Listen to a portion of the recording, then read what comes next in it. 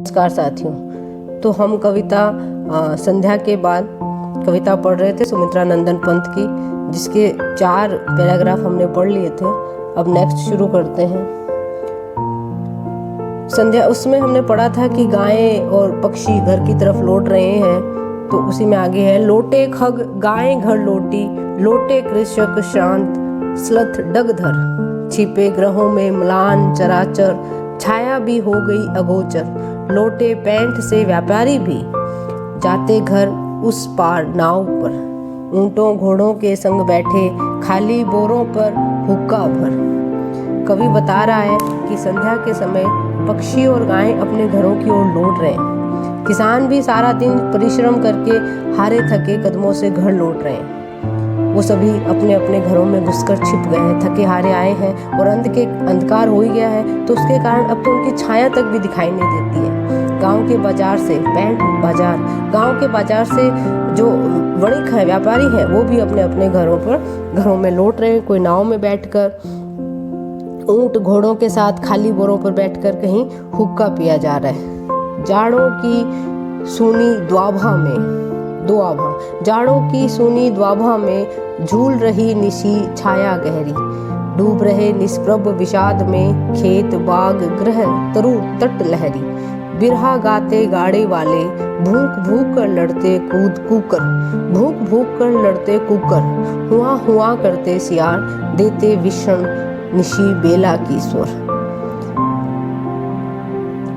तो सुमित्रा नंदन पंत संध्या के बाद अब रात्रि का वर्णन कर रहे हैं, और ये सर्दियों की रात है। वो कह रहे हैं कि ये ठंड बढ़ गई है, सर्दियों की रात है, तो चारों तरफ बिल्कुल सन्नाटा पसर गया है। संध्या के धीमे प्रकाश में अब रात की छाया गहरा गई है, और इस अंधकार में सभी कुछ डूबता जा रहा है।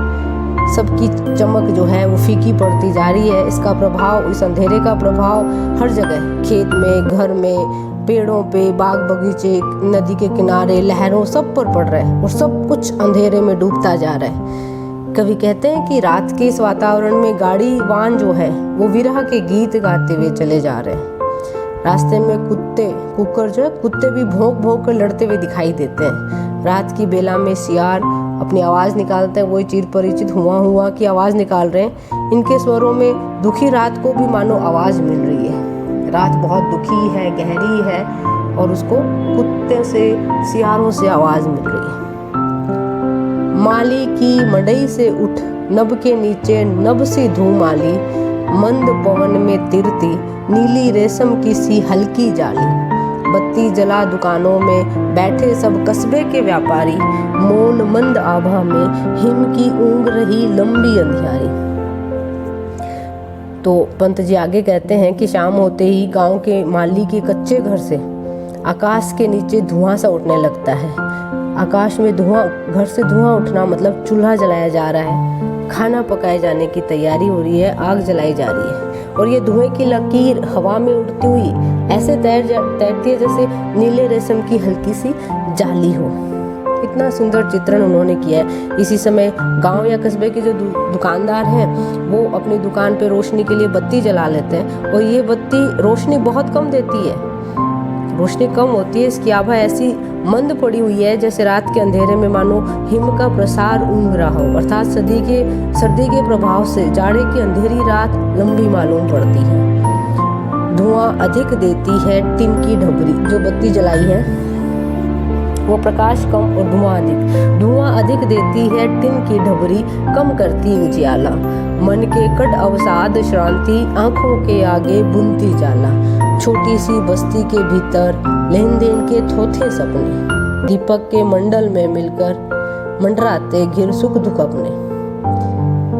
तो सुमित्रा नंदन पंत आगे वर्णन करते हुए कहते हैं कि गांव में गरीब लोग रहते हैं, और गांव के गरीब लोगों के द्वारा जो टिन की ढबरी में बत्ती लगाकर जलाई गई है रोशनी के लिए, वो रोशनी तो बहुत कम देती है और धुआं ज़्यादा निकालती है। तो इस मंद रोशनी में मन का दुख आंखों के सामने जाला बुनता हुआ प्रतीत होता है। अर्थात कहने का मतलब है कि गांव का जो दुकानदार है वो भी दुखी रहता है। तो उसके दुखी रहने का कारण क्या है कि एक तो ये छोटी सी बस्ती है जिसमें लोग कम रहते हैं और यहाँ लेन देन की बातें करना फिजूल है, क्योंकि यहाँ ग्राहक नगण्य है, न के बराबर है, और दीपक की लो के चारों ओर सुख दुखी मंडराते हैं।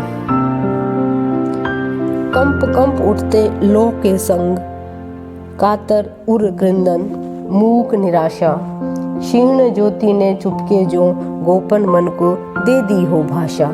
लीन हो गई क्षण में बस्ती, मिट्टी खपरे के घर आंगन, भूल गए लाला अपनी सुधि, भूल गया सब ब्याज मूलधन। इसकी व्याख्या है कि संध्या के समय गांव के वातावरण का चित्रण जो किया जा रहा है उसमें कवि आगे कहते हैं कि गांव में गरीबी का एक छत्र राज है, इसी कारण उनके हृदयों में क्रंदन होता जा रहा है। दुखी हैं सब, परेशान हैं, उनमें निराशा की भावना व्याप्त है। थके हारे लोग आए हैं, परंतु वे इस निराशा को प्रकट भी नहीं करते और चुप ही रहते हैं। इस समय जो हल्का प्रकाश हो रहा है वही उसके मन में समाई गुप्त बातों को प्रकट करता सा प्रतीत हो रहा है। धुंधला प्रकाश है, थोड़ी देर बाद ही सारा गांव अंधकार में डूब जाता है। उनके कच्चे घर आंगन सब अंधकार में विलीन हो जाते हैं। इस निराशा भरे वातावरण में गांव का छोटा सा दुकानदार अपनी सुध तक भूल जाता है, मूलधन और ब्याज का हिसाब लगाना भी भूल जाता है, क्योंकि यहाँ कोई फायदे का सौदा होना नहीं है। सकुची सी परचून किराने की ढेरी लग रही तुच्छतर, इस नीरव प्रदोष में आकुल उमड़ रहा अंतर जग बाहर। अनुभव करता लाला का मन, छोटी हस्ती का सस्तापन, जाग उठा उसमें मानव, ओ असफल जीव का उत्पीड़न। कवि वर्णन करते हैं कि गांव के छोटे छोटे व्यापारियों की परचून की दुकान सकुचित सी है, छोटी सी है, सिमटी हुई है, क्योंकि उसमें सामान भी बहुत कम है। सामान कम है, बिकता भी कम है, ग्राहक भी कम है, तो नफा नुकसान भी कम होता है। वो छोटी से छोटी होती चली जा रही है, छोटी थी और छोटी होती जा रही है, सिमटती जा रही है। संध्या के शांत वातावरण में दुकानदार का हृदय बेचैन है, अंदर का दुख उमड़कर बाहर निकल रहा है। और जो लोग हैं गांव में वो भी सभी दुखी और परेशान हैं। गांव की दुकान के दुकानदार में मन ही मन हीन भावना पैदा हो रही है, क्योंकि उसमें भी मनुष्यता की भावना है और उसे अपना असफल प्रतीत हो रहा है। उनका जीवन दुख की कहानी बनकर रह गया है। दैन्य दुख, अपमान, ग्लानि, चिर क्षुधित पिपासा, मृत अभिलाषा, बिना आय की क्लांति बन रही उनके जीवन की जो परिभाषा। जड़ अनाज के ढेर सदृश ही दिन भर वह बैठा रहा गद्दी पर, बात बात पर झूठ बोलता, कोड़ी की स्पर्धा में मरमर। इसमें कवि ने इस दुकानदार के मन के भावों को प्रकट किया है। गांव के लोग घोर दरिद्रता में जीवन बिता रहे हैं, घोर निराश गरीबी में जी रहे हैं। वो दीनता, दुख, बेइज्जती, घृणा के भावों को झेलते हैं। वो भूखे प्यासे रहते हैं। उनकी इच्छाएं मर गई हैं, क्योंकि वे कभी पूरी हुई ही नहीं। उनकी आमदनी बहुत कम है, उनका जीवन दुख की परिभाषा बनकर रह गया है। गांव का दुकानदार निर्जीव अनाज की ढेरी के समान दिन भर दुकान की गद्दी पर बैठा रहता है। जैसे अनाज की ढेरी है वैसे ही खुद को पाता है। उसकी बिक्री बहुत कम है और इसी कारण वो पैसे कमाने की होड़ में बात बात पर झूठ बोलता है, जिससे उसका